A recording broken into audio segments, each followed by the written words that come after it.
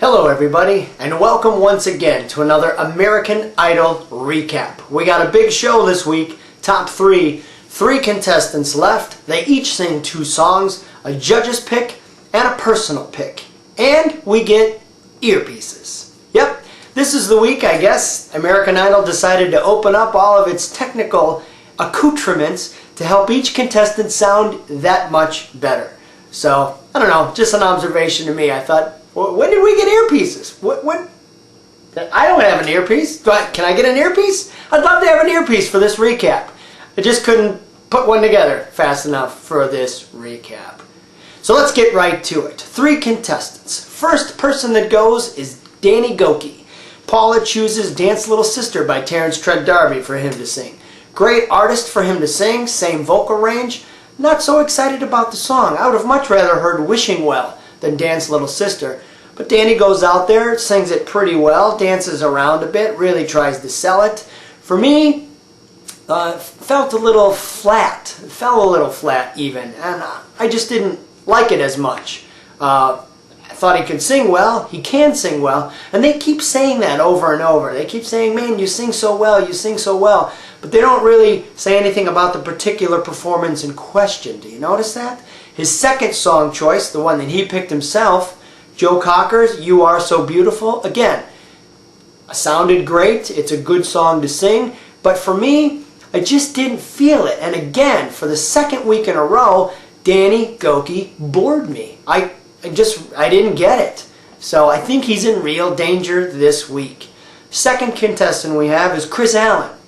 Chris gets a song chosen for him by Randy and Cara called Apologize by One Republic.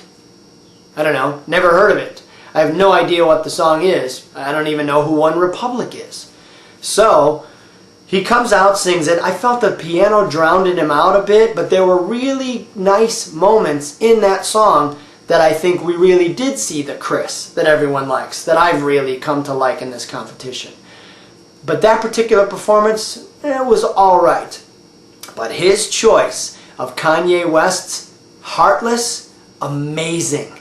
Absolutely amazing. He made it his own. He sounded great. It was current. And it was proof that you do not need to use an auto-tuner. Can we stop with the auto-tuner? It sounds ridiculous. It's absolutely ridiculous. Thank you, Chris, for reminding the entire world that we should be singing. We shouldn't be using computer-generated effects so that we can sound even better. Best performance of the night, Chris. Way to go. Like he can hear me. Anyways, let's go to Adam. Adam, his song of choice, from Simon nonetheless, is One by U2. Now rumor has it that he was also going to be given Wicked Game by Chris Isaak. I would have loved to have heard Wicked Game over U2's, One, but this is where you get Simon telling the world that he, since American Idol didn't have the rights to the song, he picked up the phone and called Bono and asked if they could do that song. Way to go. You know what? I'm going to call Bono right now. Give Bono a piece of my mind. Yeah, hey Bono, it's Bill in Chicago. Hey listen, you haven't had a decent album since Zooropa. You're welcome. There you go. I just called Bono. The performance was alright. I mean, he went crazy high in his register almost immediately. I thought that was a little unnecessary. I would have liked to have seen a much better even-keeled, slow build like he did with Mad World. Just kept it right in there, but you bathe him in the blue light right away and then he goes crazy. Thought it was alright. His second choice, the song he picked himself, Crying by Aerosmith, a classic. I don't know, is that really a classic Aerosmith? Aerosmith is kind of divided into 2 categories. The really awesome Aerosmith from Toys in the Attic and Rocks and Get Your Wings, and then that other Aerosmith where you get like Love in an Elevator. So, I don't know. So many good Aerosmith songs to pick. He picked this one, and again, I thought it was a little screamy, it was a little theatrical and bit much.